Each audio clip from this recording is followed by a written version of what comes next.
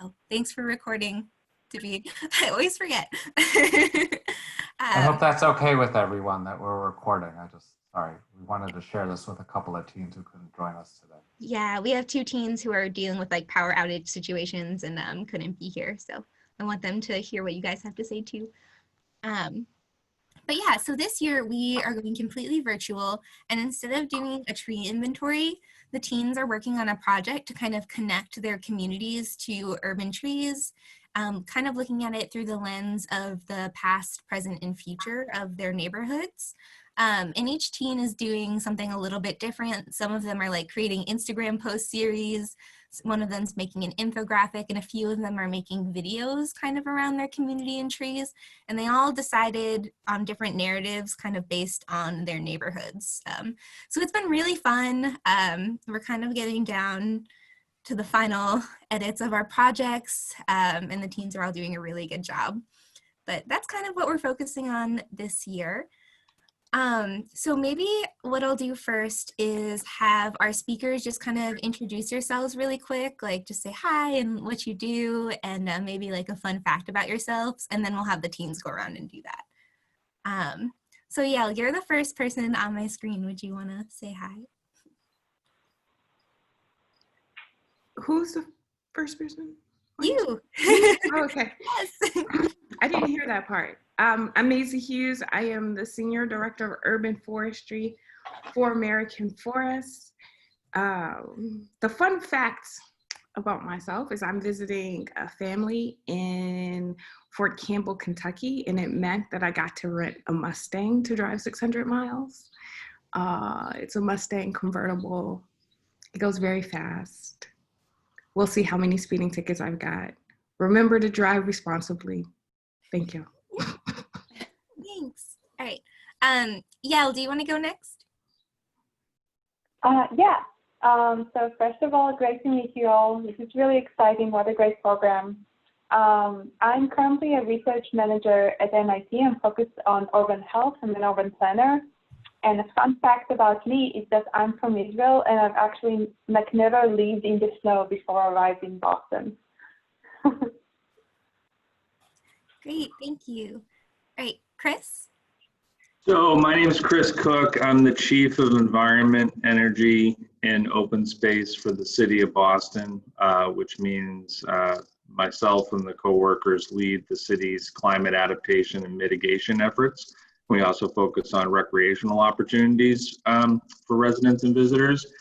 And a fun fact about me is I used to dress up as Arthur the Aardvark at Boston Children's Museum.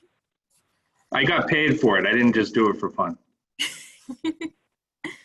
Thanks, Chris. All right, Stephanie?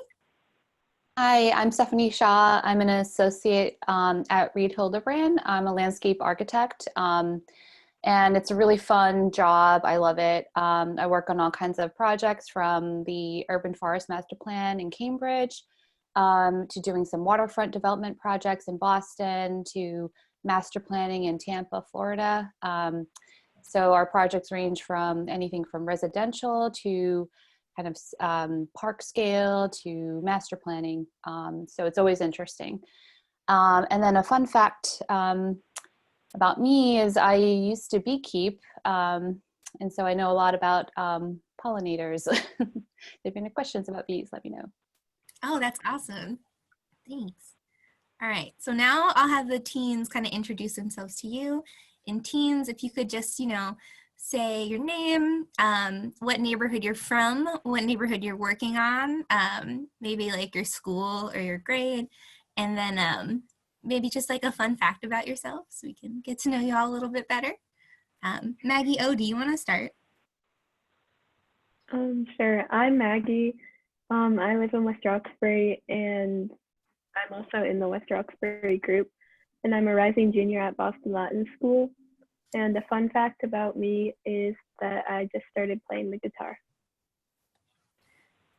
That's great. Thanks, Maggie. All right, Jason?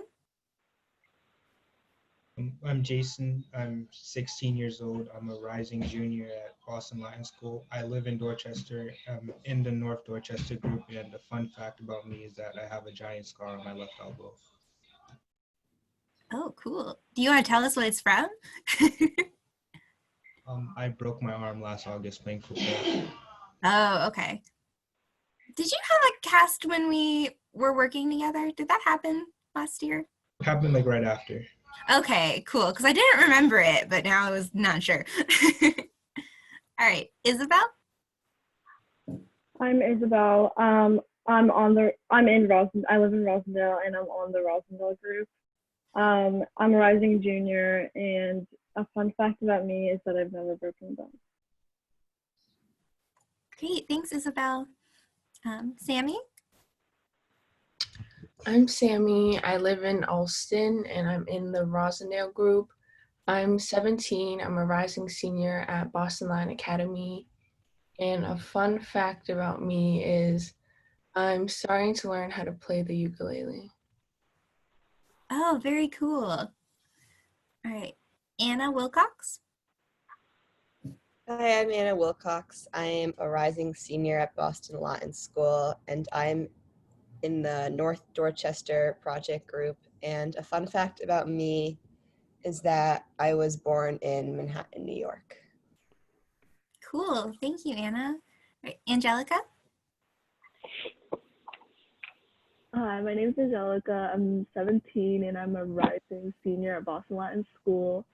And I live in Dorchester, but I'm working on the South Dorchester group.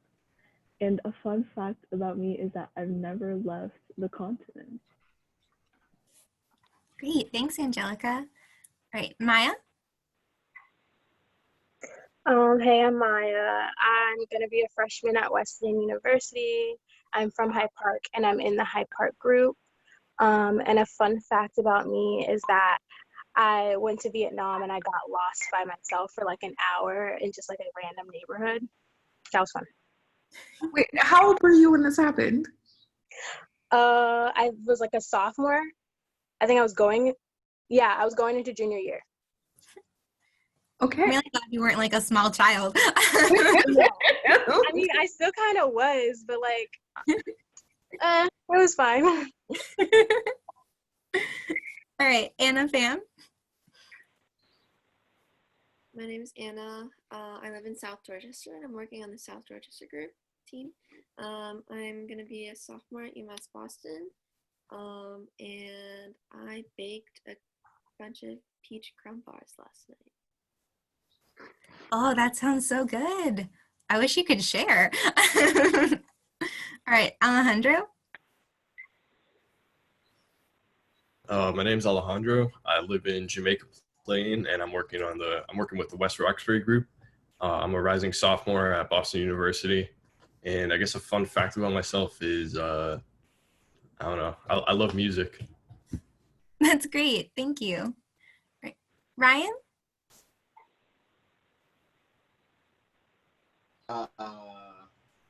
My name is Ryan, obviously. I'm in the Hyde Park group as well as living in Hyde Park.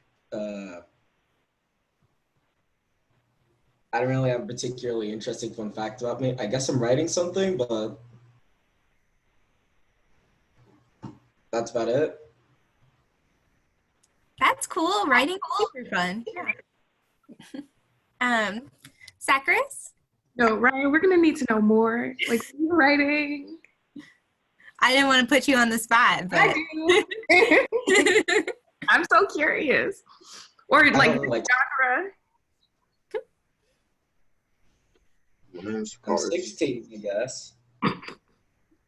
And I'm homeschooled, and because of that, grade is complicated. Okay.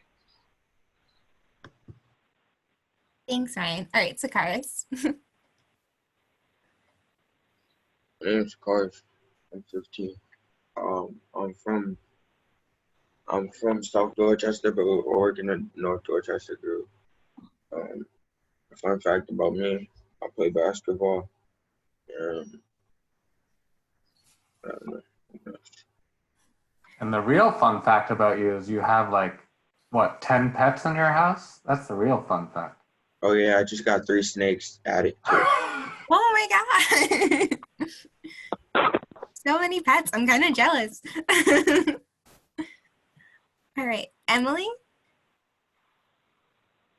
Hi, I'm Emily. I'm a rising senior at Boston Collegiate Charter School. I'm in the South Dorchester group. And I guess one fun fact about me is I have a cat. That's great. I do love cats. And Rose? Hi, I'm Rose. I'm a rising senior at Boston Latin Academy. I live in South Dorchester, but I'm working on the North Dorchester group. And a fun fact about me is that in the last week, I've bought 4 houseplants. I think it's an obsession now. Oh my God, I don't know if you've like seen my room at home, but you can kind of like see some of the plants in the background. That doesn't even touch the surface. I have like 30 plants in my room, so if you want to talk about that. Cool. So those are our teens. We have 2 that can't make it today because storm power outage situations. But we're recording this so they can view it later. And then we have one of our team leads here today. Loriana, do you want to introduce yourself? Yeah, hi, my name is Loriana. I just graduated this past May. I'll be getting my master's at Suffolk University this fall. A fun fact, I'm the youngest of 5, but I'm technically the only child because I'm the only kid my parents had between them. Great. And then we have Ellen here. I don't know if you guys know Ellen, but. Hey everybody, I'm Ellen. I'm the program director this year. I have a background in horticulture and landscape design. I just finished a master's in environmental ed. And fun fact about me would be I enjoy long distance train travel. Oh, that's cool.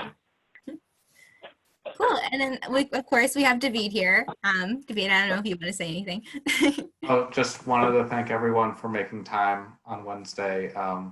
We took a survey of the teens last week, and they all, or most of them, said that this is the most important part of the work we do is getting to meet people like you and hearing your stories and getting to ask questions. So we're thrilled that you could all join us and really excited for this conversation.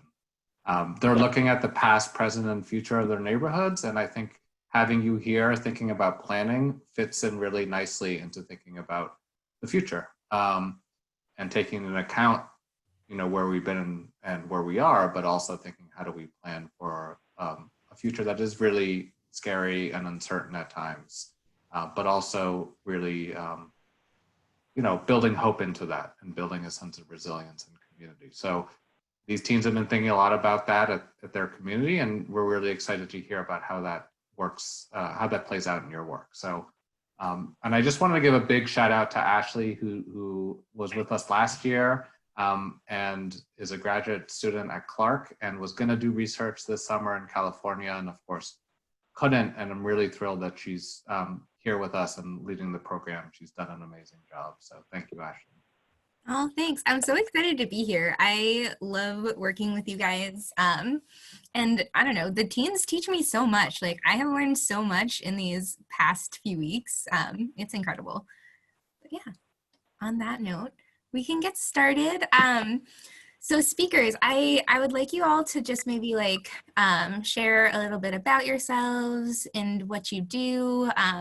And kind of, you know, talk to us a little bit about like planning for the future. We actually did a little exercise yesterday, like creating like a climate adaptation strategy. And it was really hard. So I don't envy your guys' jobs. Like, oh my goodness. But if you guys want to talk to us a little bit about what you do and, you know, really whatever you want.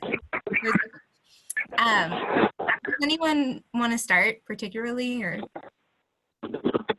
I can just call on you if you want. Maisie, since you introduced yourself first, do you want to go first? I thought that was going to mean that I get to go last. Okay, so let's see. For American Forest, as a Senior Director of Urban Forestry, as you probably already know from your research, American Forest is a national nonprofit that looks at conservation for environmental purposes, for the people, and for animals. And we have 2 teams. We have the American Relief Team, which looks at more rural landscapes, and we have the community relief team, which is the urban team, which looks at cities. And that's my area of expertise. And so I manage the workflow for our entire city team, for our urban team. And so I have 7 reports, 5 of them directly report to me. And other people report to like our communications department or our GIS department, but I do manage their workflow as well. So that's my day job, but on the side, I co-founded a nonprofit called the Urban Studio, and the Urban Studio's mission is to advance design thinking for equitable and sustainable urbanism. And the projects that we do are very much like what you guys are doing as well. We work with youth. We have youth programs where we often take kids and teach them how to design for sustainability in their own neighborhoods using projects that we get funded by usually like our Department of Energy and the Environment or other local groups, but we're looking to expand our work. So we've got pilots in Washington, DC and in Los Angeles. And we are also trying to create a pipeline to jobs in design fields, because I'm a landscape architect and almost everybody at the Urban Studio is a landscape architect. So we have connections with universities, key universities across the country, and we want to work with kids who are 16-year-olds and get them prepared to be designers and then get them into college with our connections and then support them in their career throughout. And in this way, we can design more equitably for cities because the profession will be transformed, because it'll be broadened by the kinds of people who are practicing. And the idea here is that if we have more of a diversity in the kinds of people who are practicing how to design in cities, then the design of cities themselves will reflect that diversity and better serve everyone who lives in those cities. And so that's my side hustle. And my side hustle number 2 is that I have a consulting firm, which is just me, where I do projects. And that's how I actually ended up working for American Forests. American Forest was one of my larger clients, and they recruited me for my current job. And so a lot of things happening, and I'm glad to be able to create space to have this conversation with you today, because I'm typically pretty busy.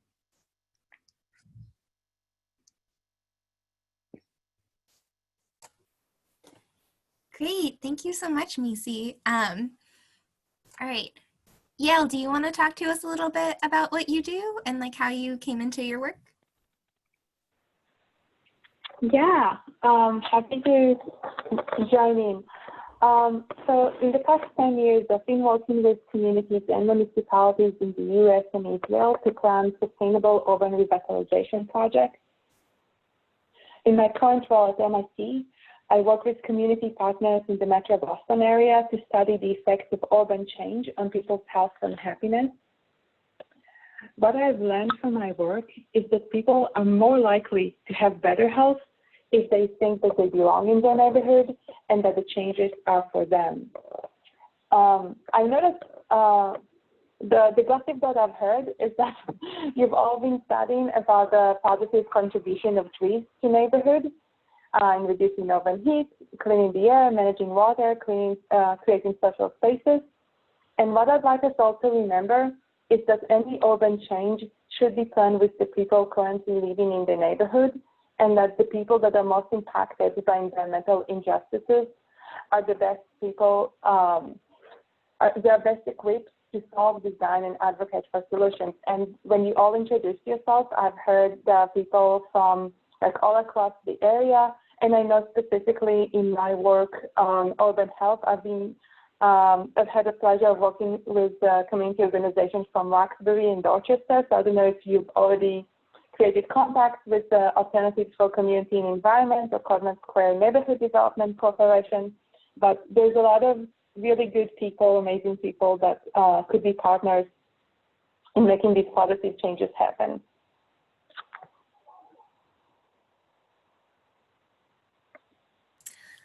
I always forget when I'm muted. Thank you. Do you want to tell us a little bit about why you chose to study this?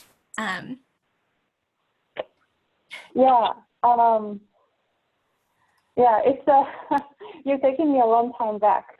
I remember graduating from high school a very long time ago, I was very influenced by,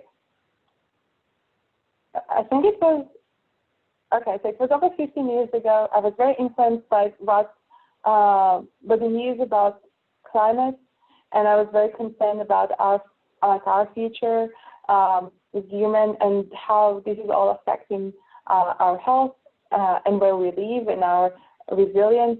And I didn't know what was the direct path for me to get to a job where I can be advocating for positive change. I started by studying architecture, spent 5 years in architecture school, got out, started to work, realized that I can do some change, but that my interests were more about the urban space. So after working for a few years as an urban planner, I decided to do a master's program at MIT, which is how I arrived from Israel to the Boston area, and I spent the past 3 years doing research in the Boston area, some of it in partnership actually with the City of Boston Environment Department, with Allison from Chris's office. Yeah, so I've learned a lot about the amazing initiatives and resources available for people living in this area. And I'm so happy to be introduced to this amazing program and to all of you working to make such positive changes. And trees are such an amazing resource in cities. Yeah. Great, thank you so much. Chris, do you want to go next? Yes, I'll be very brief. Well, I'll try to be brief. So the way I got here is very convoluted and it's a long story, but essentially I was an actor in Boston. That's what I went to school for at UMass Amherst, and I was also an English major, so I was probably going to teach and then be an actor. And I got involved in arts and culture and started working at Boston Public Schools in arts and culture. Then I moved over to the mayor's office for arts and culture, and that's when I fell in love with parks, because most of our special events happened in parks and open space. And eventually, through a strange sequence of events, I became the Parks Commissioner for the city of Boston, largely focused on expanding recreational opportunities for city kids and expanding open space focused on recreation. But through the Olmsted and the Elliott legacies, I sort of fell in love with the planning and the climate adaptation portion of that. And so when my former boss, Austin Blackman, left, the mayor of Boston put me in as chief of environment, energy, and open space. So I have the opportunity to learn a lot from my colleagues. And the only reason I tell that story is for the young people on the call. I believe that if you want to make an incredible impact in your neighborhood, I believe that municipal government is one place that you can do that. And I also think it's a place where you can have direct impact on constituents, whether you're directly working for the city or working for a nonprofit with the city. I just think it's really, really important to be open to opportunities to make impacts. And then I also say it to say that where you start is never where you finish. So don't worry about it, because it's all a journey, right? If you just leave yourself open to opportunities to help people, you will find a way to help people. And so what I really want to stress for young people is that when everything else seems uncertain because there's rising oceans and the world is getting hotter and we're not recycling enough and nobody composts, just remember that you actually, what you're doing, just working with Speak for the Trees, what you do every day is making a difference. And as you get older, the coalition of everyone who's making a difference will get better, will get stronger. There will be more of you, and you are going to change the world. It's just going to take a little bit of time. So I'm really, really proud of the work you're doing. Just on the work that I do currently, though, I look at it in 3 buckets. There's climate adaptation, which is basically preparing for climate change and preparing for the climate crisis that is already here. So how do we plant a lot of trees to deal with the fact that our streets are getting hotter? How do we plant a lot of trees in strategic places to make sure that we're dealing with stormwater? There's climate mitigation, right? Because we don't want to continue to contribute to the problem that got us here in the first place. So we want to make sure that we're not using fossil fuels. So how are we expanding clean energy opportunities? How are we decarbonizing buildings so that we're not contributing to the greenhouse effect? That's the climate mitigation work. And through the adaptation and the mitigation work, through all of that is an environmental injustice lens. So how is everything that we do evaluated through social and racial equity to make sure that the people who are most affected by climate change are involved in some of the opportunities around the solutions and some of the adaptations for climate change too, right? So how do we create opportunities for people as we're looking at solutions? So those are the three buckets of my work: adaptation, mitigation, and environmental justice. And again, Speak for the Trees cuts across all three of those. So I'm very, very grateful to partner with all of you working this summer. Great, thank you so much, Chris. Stephanie, do you want to say a little bit? Sure. So it took me a while to find landscape architecture. I've always had a love of nature. So in college, I studied biology, and I really also liked to make things. So I studied art. So I was a biology and art dual major. Didn't know what to do, how they would work together. It was always in my mind a kind of appreciation for nature and beauty was kind of what in my mind kind of underlaid the two interests. And I actually went and studied environmental science, thinking I would maybe work for a nonprofit and how to conserve natural areas. And then as I was like studying climate change, I realized that maybe the focus needed to be on how we develop. And so as I was working, I went to some public lectures. I was in the Bay Area at UC Berkeley. They had a free kind of public lecture series on landscape architecture. And then that's kind of how I found the field.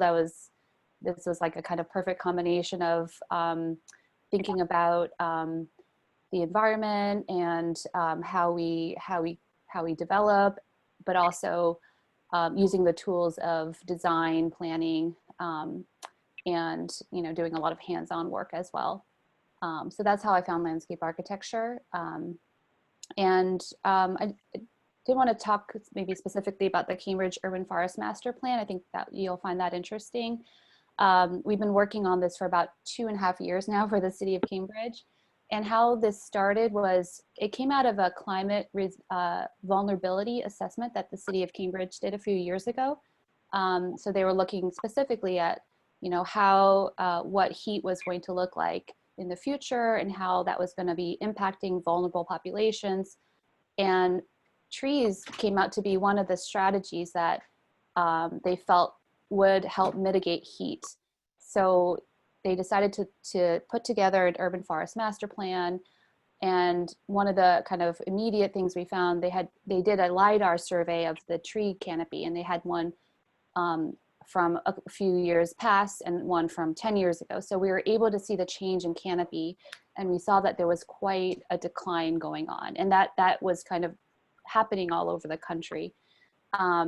So, from this kind of research, we've put together a master plan that's really tackling it from all these different areas of practice. So how do you plant trees and take care of them, to how do you, to policies. So like tree protection ordinances, how can we bolster the current protection ordinances to help, protect the existing trees, to design kind of strategies of, taking spaces that, unused spaces and planting more trees, and how do you make opportunities when the streetscape is so crowded.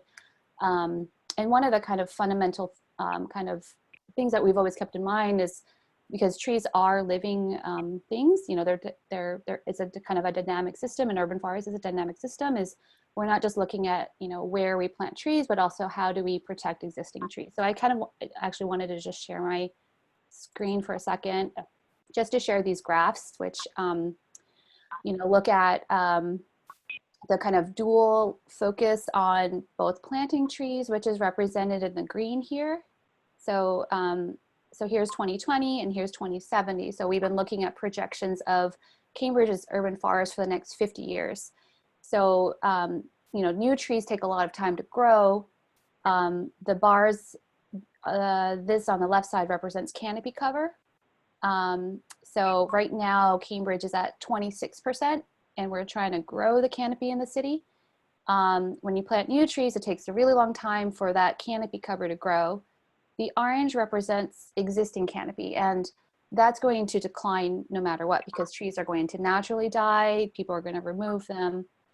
But you can see that if you're able to kind of tackle it from both ends, where you both try to curb loss and grow canopy, you can more easily get there by planting fewer trees. So if you're not curbing loss at all, you have to plant, X number, 4,000 trees per year to get to your 30% by 2070. But if you're able to curb loss by 50% by, reaching out to people about, the importance of trees and having better practices around how you maintain the trees, then you have to plant a lot fewer trees per year to maintain your canopy. So that was one thing about that I wanted to share.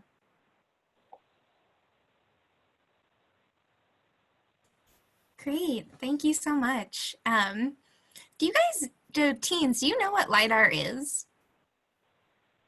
Anybody? No, yeah. So I work with it a lot at Clark. And it's basically like you're taking these really cool like aerial images of tree canopy, and you can analyze them. It's really cool. I think we talked about it a little bit with Nadine when she was here the other week, but it's really cool stuff. If you guys are interested in more like LiDAR or GIS remote sensing stuff, definitely let me know, because it's kind of like what I do at Clark. Chris, there's a new LiDAR study that's coming out soon from the city, if I'm not mistaken, right? Yeah, there is, and the University of Vermont is still finalizing some of their analytics, but I think that'll be very important to some of the teens on this call, because you could look at your own neighborhood or even your own, it gets down to the street level to start looking at tree canopy, and you could start looking at patterns within neighborhoods. While we're talking about that, I'm just going to drop in a link to folks, which you may have already done, but it's our Climate Ready Boston Explorer. We can actually start looking at, and this has some older information on it, but it's still very interesting. We could start looking at neighborhoods, and you can start analyzing things about tree canopy, about heat island effect, about stormwater, about census, socioeconomic tracks, so the kids themselves can start analyzing the different neighborhoods. To your point, David, it'll be very interesting when we drop in that new information on the tree canopy into this study, because I think one thing that was really important that was just said is we have to be very strategic about planting, but we have to be even more strategic about protecting our existing tree canopy. And so when cities have to make difficult decisions through land use to get rid of tree canopy, how do we offset that? How do we be intentional with our planting efforts to make sure that we're not losing overall canopy? So yes, that was a long-winded answer to say yes, we will have new LiDAR data very shortly. Sorry, this is a technical issue that you and I can talk about some other time. I noticed that I was looking at this the other day. I noticed that the tree canopy was removed from here. It used to be on. Is there a reason why it was removed? I think they're going to drop in the new LiDAR when it's done. So okay. They probably just don't want a subset of misinformation populating people's decision making, but I'll double check for you. All right. Great, very cool. Thank you for sharing that. Now I kind of want to open the floor for questions for the teens. So guys, what questions do you have? We have like a rock star group here today. These people are really like the top people doing city planning around here. So what questions do you guys have?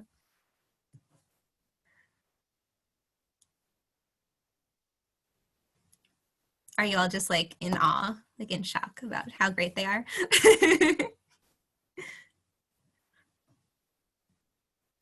I have a question.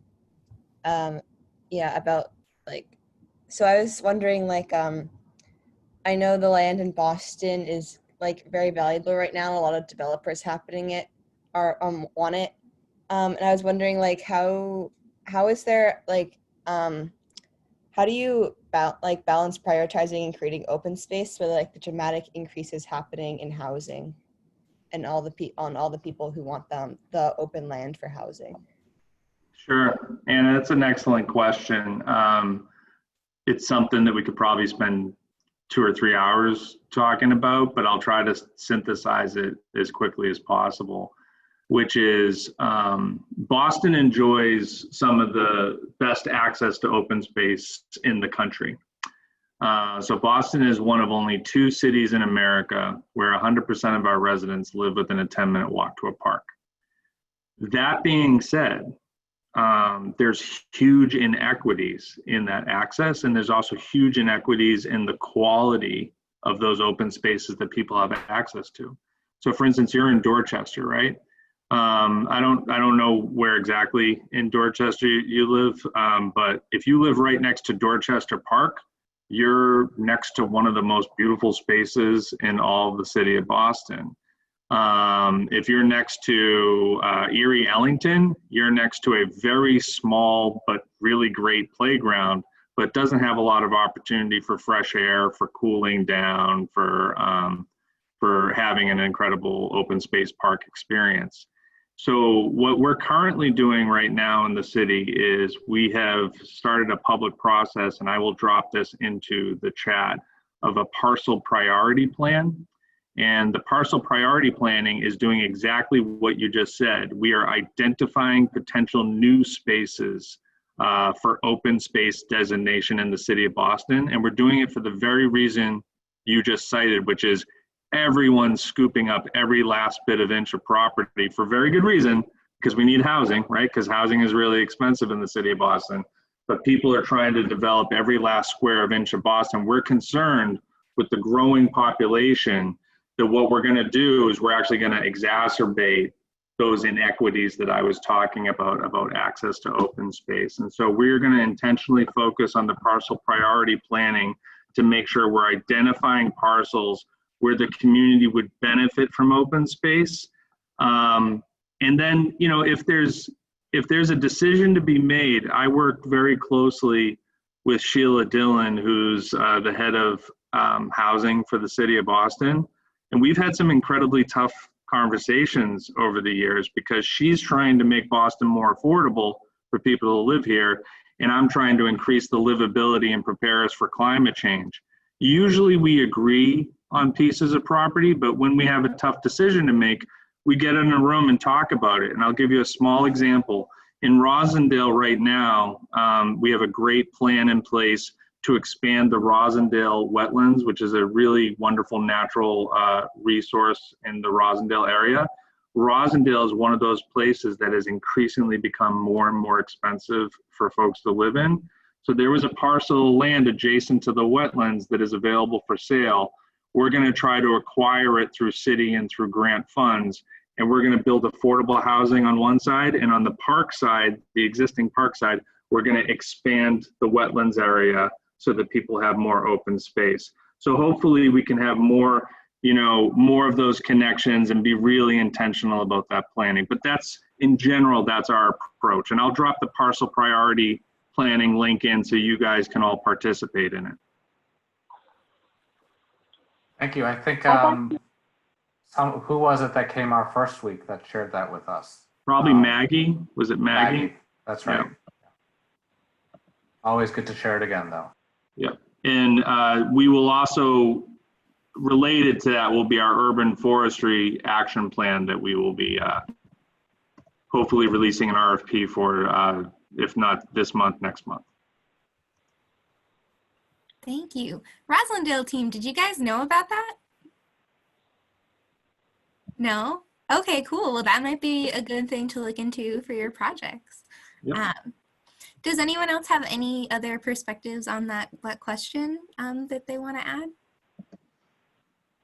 Yeah, I'd like to add something. I think this, Anna, thank you for this question. It's a very clever question and a very complex one. As Chris said, this is an issue that we're all struggling with.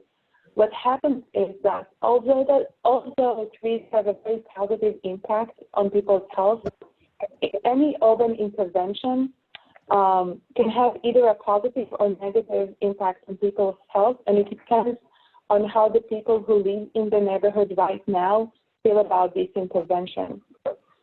And something that we've seen in recent years, sometimes people can have a lot of good intentions and they can build a new park or a new tree line area, and this can raise the land value in an area and inevitably lead to gentrification and people being pushed out. So it creates a really weird situation where it's really good positive intervention may not lead to the outcomes that we all hope to see, which is the improvement of everyone's well-being. So like we said, it's important that we work with the people who currently live in the neighborhood to make sure that they're included in the process and can contribute to an intervention that improves everyone's well-being without, with avoiding the negative impact. I don't know, can you hear me at all? My power just went out. Yeah, we can still hear you. Okay, awesome. So no video, but you can hear me. Cool. Yeah. My point was just to make sure that we all remember that any urban intervention needs to be planned with the people currently living in the area, because it makes a huge difference on their health and happiness.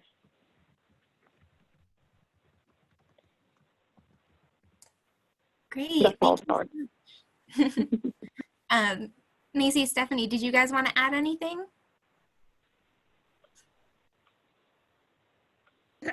I think that the really interesting and compelling thing about working in cities is that cities are much more dynamic places. There are a lot of different people who are trying to do a lot of different things. And when you make a change in housing, for example, it could impact your available green space, or when you change the way a street is designed, that can have unexpected impacts. And that's really what's exciting about cities, because they're just this kind of great laboratory for design, but it's also what's challenging about them as well.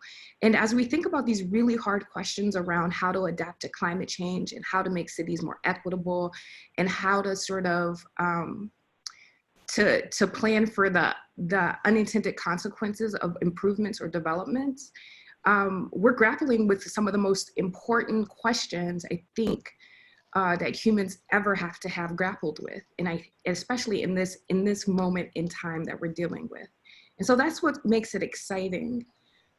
And I think that's where nonprofit work becomes particularly fun. At American Forests, we're still working on, but we're about to launch the Tree Equity Score, which takes some of that GIS information that Chris was talking about, overlays it with socioeconomic data in tree canopy cover, and it can help people like Chris determine where the best places to plant trees are based on a score that we'll calculate using all of those different variables. And even in the development of this tool, we want to do it in a just way. So we're asking ourselves some really hard questions, like how do we develop the score? How transparent do we want to be with the metrics? And is it okay for those metrics and variables to change over time? And it's very exciting work because it's using publicly available data in a way that people haven't used it before. So essentially anyone can do what we're doing, but nobody has done it yet, because even with things like Park Score, they don't look at socioeconomic data. And so we're taking a leap as an organization around equity. If you look at our Black Lives Matter statement, you'll find that it is much more progressive than a lot of other environmental organizations, and we're doubling down on equity. We're looking to create jobs for low-income people of color, in good jobs, urban forestry jobs, careers that are long-lasting with skills that come with it. In doing this for a conservation organization that's 150 years old is a new space, quite honestly, for us. And navigating and grappling with all of these difficult questions is both exciting and terrifying. And we need to get this right, because climate change is a problem that we all need to solve.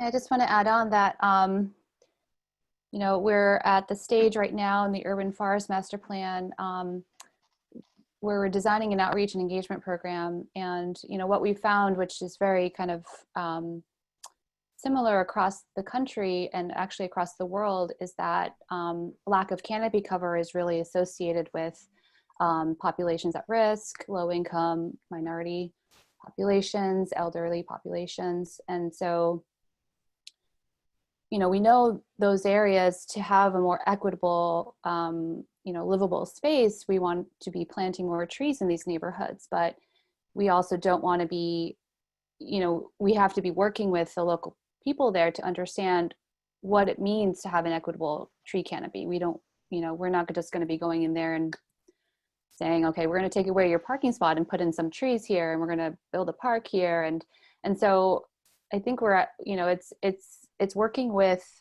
it's really getting to kind of fine grain detail and understanding the people and the neighborhoods and understanding what it is that they really need, and engaging them so that they become part of that process and they design with you.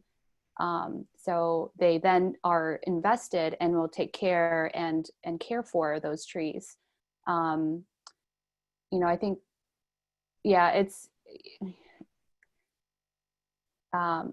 such a complex issue, but it does take, I think it does really just take what's really important is really engagement and understanding, you know, the community there. Great, thank you. So Sakaris actually just dropped a question in the chat for you, Stephanie, about the Pier 4 Waterfront Park and Plaza in the Seaport. Do you see that? Yeah, I do. Sure. So actually the bio is a bit old. I saw that when it was in the email. I was like, oh, I need to update that bio on the website. Pier 4 is a project that it's fully now constructed. You can go out and visit. It's right by the ICA, if you all know where the Institute of Contemporary Arts Museum is in Seaport. It's right next to it, and it's kind of really cool building, fancy condo building. But you know, as part of that build out, it's on top of where Anthony's used to be. So if you all know where Anthony's restaurant was, it was a landmark in Boston for many, many years. Like, people would go out to the Seaport just for the restaurant. So unfortunately, you know, that restaurant's no longer there. But as part of the project, the developer had to continue the harbor walk and connect to the existing harbor walk. So it's a really kind of great public amenity. I think that's there. So there's and what we were really interested in this as a design kind of, you know, project was having different ways of experiencing the water. So, you know, different from what it was existing. So we created a boardwalk that kind of extended into the water. So you're almost a little bit floating in the water. There are these sea steps that go down to the water, and actually at high tide, the water comes in. So you can put your feet in the water there. And so there's a lot of like these tectonic moves. We're also trying to reveal the kind of, you know, we have these swales that go down that reveal the rockiness of the revetment. So we're really trying to bring in the character of living on the water in the design. And the planting is very coastal. So you'll see a lot of the kind of, you know, grass, and it's very grassy and meadow-like, and we planted very salt-tolerant trees. Yeah. Feel free to ask more questions.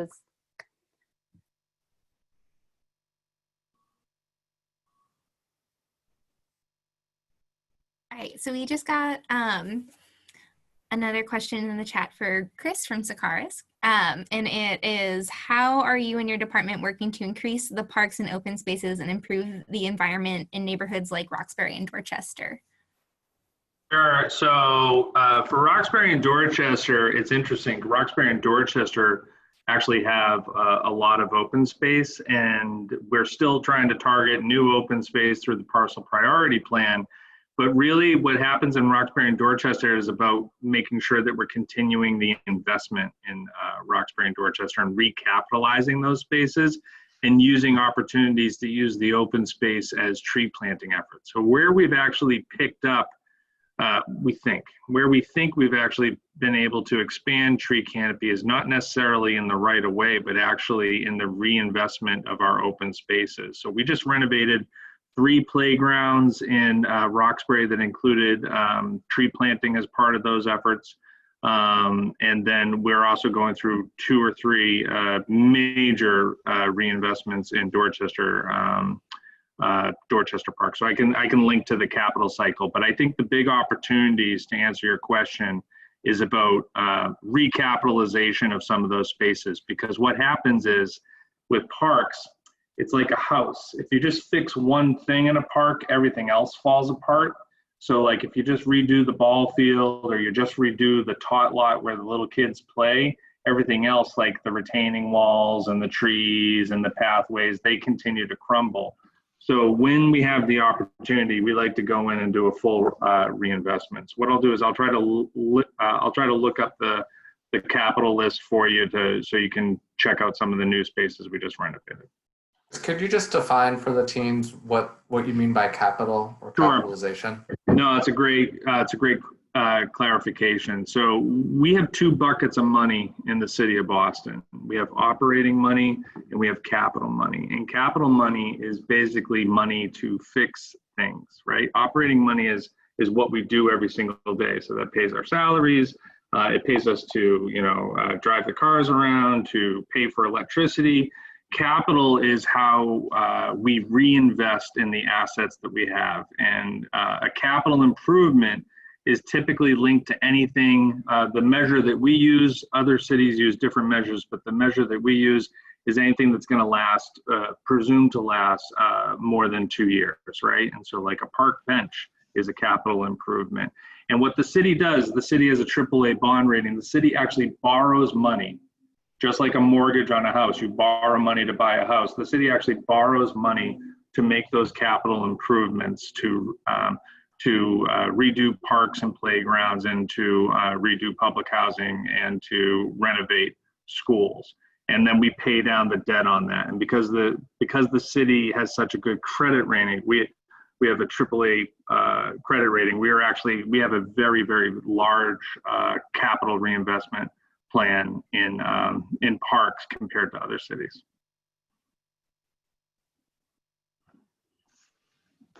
Great, thank you so much. All right, guys, what other questions do you have?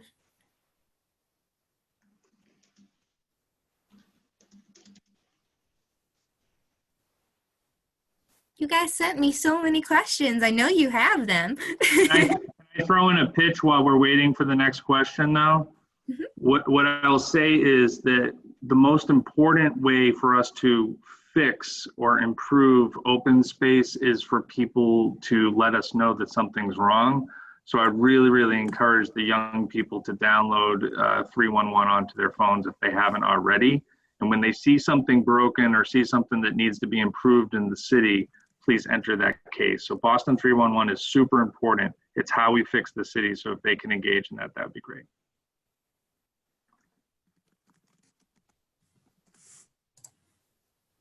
Great, thanks.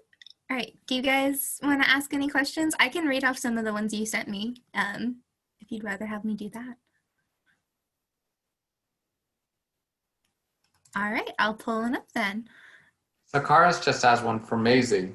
Great. It's great questions. Zacharias, do you want to read it out loud? Why do you decide to focus on urban forestry and bringing trees to urban areas? Good question, thank you. I have been obsessed with trees since I was a kid, and nobody understands why. I'm not even sure that I understand why. I used to draw trees all the time. My favorite thing, even to today, especially if I'm stressed out, is to go to the Arboretum, which is right next to my neighborhood, lay on a bench and just look at the canopy of a tree from that perspective. If you've never seen a tree from like laying down and looking under it, like it's one of the most glorious experiences because of the way the light comes through the trees and the way that the leaves kind of shimmer in that. And it's a perspective we don't see a lot, the bottom up approach to a tree. And that's a real connection with tree canopy, if I wanted to be a real dork about it. But I remember being in kindergarten and working on a project, and I wanted to make a tree. And my teacher told me, no, you don't want to cut out each leaf. You want to just make like a circle for the canopy. And I was like, unacceptable. No, I'm cutting out all of the leaves. And in that moment, I had this realization of how many leaves there must be on a tree, because I could never get enough leaves cut to make it look like a tree did in the real world. So it's been like a calling of mine since I can remember. I used to climb trees. I was the only girl out there climbing trees. I've always just kind of geeked out about them. And one of the things that I do remember is my family's from Washington, D.C., and I'm from the suburbs. And when we would go to visit my aunts and uncles, I could always tell when we left Maryland, not by the street signs or not by the way the houses looked, but by the dramatic difference in the amount of trees that were around. It's like, oh, we must have just made it into the city. And I love the city, and I want the city to have those same amenities, right? And I want people in cities to have that experience that I have when I'm around trees.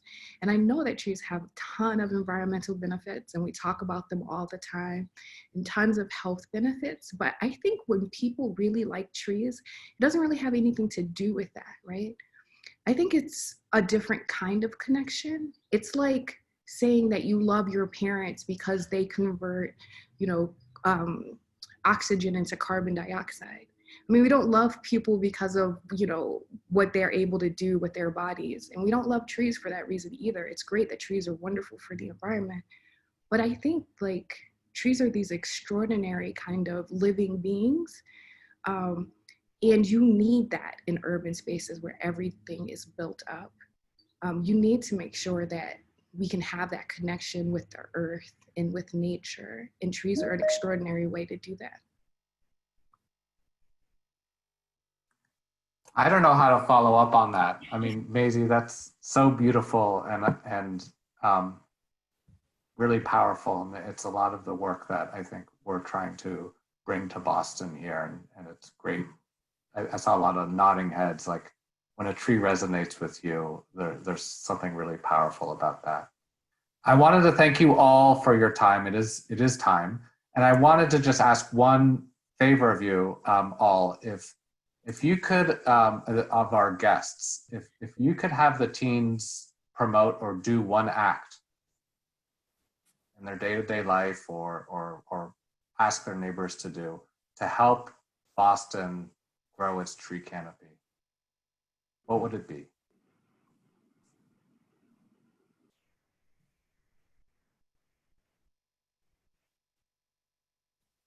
I really need you to have your family and everyone you know take the census. It's incredibly important to fill out the census because that is directly linked to federal aid that we will receive as a city, and that almost always translates into improvements in our built environment. So I think we're at a really critical point in Boston where we are going to be underrepresented in the next census unless we really increase our numbers, and that will translate into major investments that we receive. So we need everyone in the community. We need you to harass every single family that you know, every household you know, to take the census. It directly translates into money. Not the answer I was expecting from you, Chris, but a really important one. Thank you. Hi, it's Yael here, without the video. I would say there's so many wonderful community organizations, and you can amplify your voice if you join others in the community that want to see the same change. There's like this area has got like people who are working to have their community healthier with more trees. They're already invested to have good relationships with other people in the public and private sector. So I just think working together is a really great way to amplify the power of everyone. Yeah. Chris, does Boston have a backup sidewalk program or street tree request program? Oh, you're on mute. So as part of the Urban Forestry Action Plan, we're going to revitalize the opportunity to plant on private properties. It's something David's been advocating for, and I think it's a big opportunity. That's great. And the tree request is through 311 for sidewalk trees. It is, but I think Stephanie's point was, could people actually, could the city actually plant on people's property behind the sidewalk? And I think that's a huge opportunity for canopy expansion. But yes, it's through 311. That's great. So I would say get together with your neighbors, your parents, and your community around you, and take a look at where new trees could be planted, if it's on the sidewalk or if there's, you have a little bit of space on your yard where you think shade would go well, and ask the city, use 311, ask the city to plant a tree. And then water them. Yeah. water them after they're planted. And for private trees, we've been doing that work. It gets a little complicated because the city will only plant, I think it is 20 feet back a sidewalk, or used to. We've been doing work where we deliver trees to people at Speak for the Trees and have them plant trees in their yard. So there is spaces where the city can't go, or because of legal reasons, or currently doesn't have the capacity to go. To Stephanie's point, to Chris's point, where we see ourselves as an organization that can fill those gaps.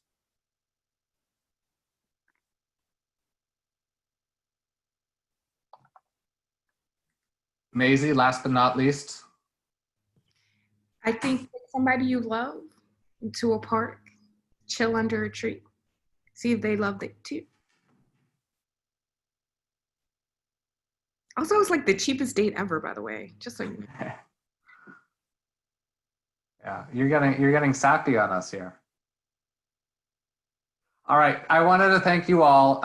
That was really beautiful and inspiring. So grateful for your time. We'll be sharing out in the coming weeks the final projects, and look out for an invitation to see what the teams have produced. We're trying to set a date, but we would love to have you there, and so appreciate all your work and your time today. Yeah, it's a pleasure. Teens, really quick before we go, I have a little bit more direction on what we expect for Friday presentations in your independent work today. Tomorrow we don't have a normal morning meeting. I'm going to be holding office hours, so come if you want, but it's not mandatory. Great. And that's all I've got. Thanks, guys. Bye. Thank you. Bye.